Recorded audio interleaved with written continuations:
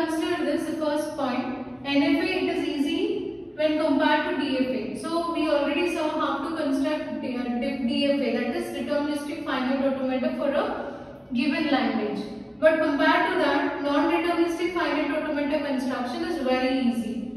And coming to the second one, so if you compare DFA and NFA, in DFA we saw there should be only one path from, see suppose we have this. So Q0 on A moves to Q1. So there should be only one path from current state to next state on input symbol on A. So if you have something like this,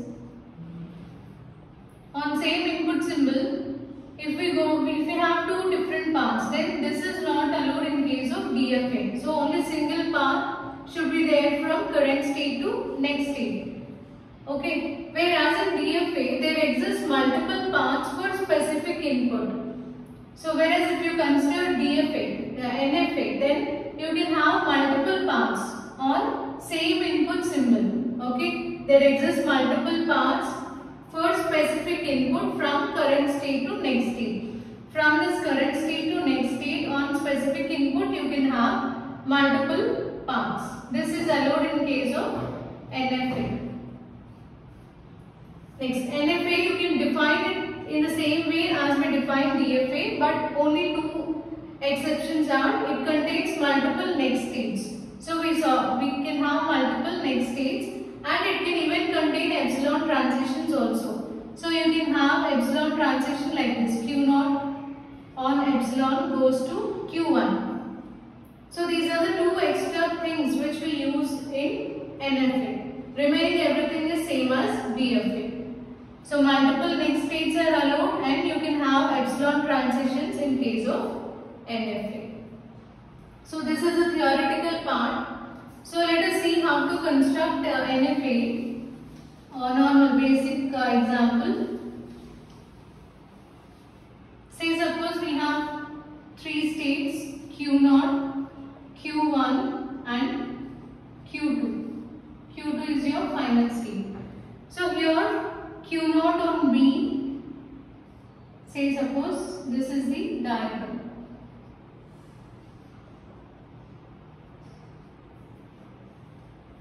So here on Q0, we have one path from Q0 to Q1 on input symbol A. Whereas on same input symbol A, we have next path from current state, that is Q0 to Q2. So this is the example for NFA, as it has multiple paths on same input symbol. So let us now see how to define this NFA in terms of or in the form of tuples.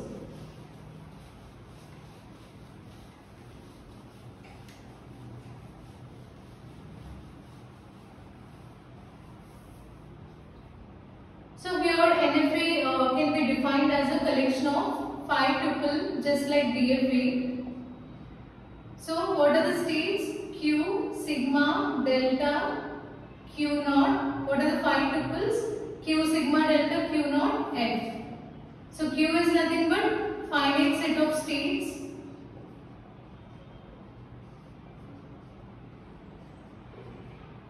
Sigma is finite set of input symbols. Transition function. Delta is a transition function. Q0 is initial state. And F is a final state. So here transition function can be written as Q into sigma derives 2 power Q. That means Q is nothing but we are in current state. Let it be Q0 as that is the initial state. On input symbol, say this sigma is nothing but input symbol. So Q on input symbol A, it moves to, so you can write it like this. This is a transition function 2 power Q. That means you can have more than one state. It can move to either Q1 or it can move to Q2. Okay, possibilities are Q1 and Q2 according to this diagram. Okay, so this is how we can define a transition function. Now we'll take one example. Say suppose if tuples are given and if they ask you to find out transition diagram for that, then how to draw. So suppose the question is Q equal to Q1, Q2, Q3 and sigma equal to 0, 1. Next Q0 is the initial state, F is the final state. Okay, F is final state. So here final state is Q3. So you can place Q3. So this is the given question. Now from this you need to draw transition diagram. So let us see how to draw that. First check how many states are there. Q1, Q2, Q3. Q3 is the final state. Next step. Input symbols are 0 and 1. So you can write it as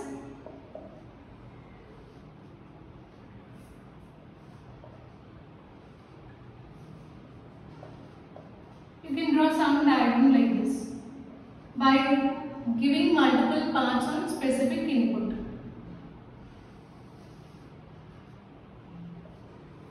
Okay, some random diagram. You can even keep it from Q3 to Q2 also. So if you observe this diagram, from Q1 to Q2 we have, so Q1 on input symbol 0, it stays in Q0. Q1 on input symbol 0, it stays in Q1. At the same time, Q1 on input symbol 0, it moves to Q2 also.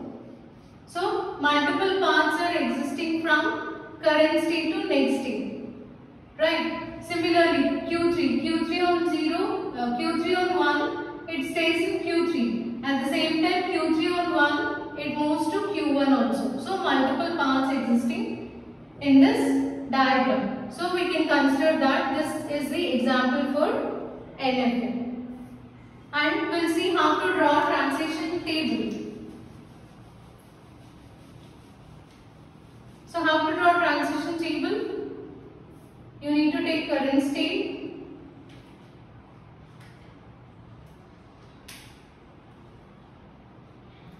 so take current states. Next state on input 0. Here it is next state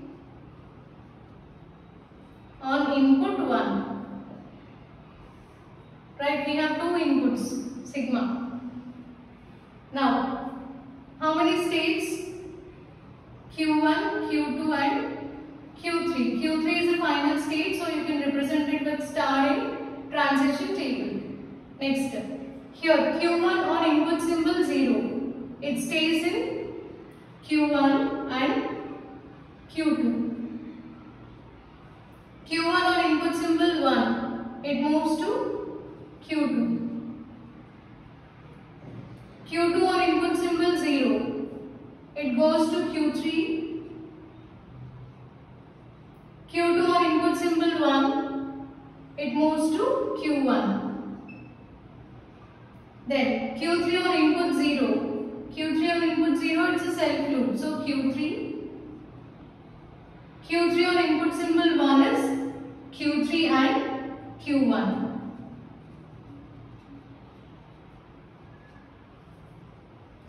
Okay, so from this table it is clear we have multiple paths on Q1 as well as in Q3 also we have more than one path.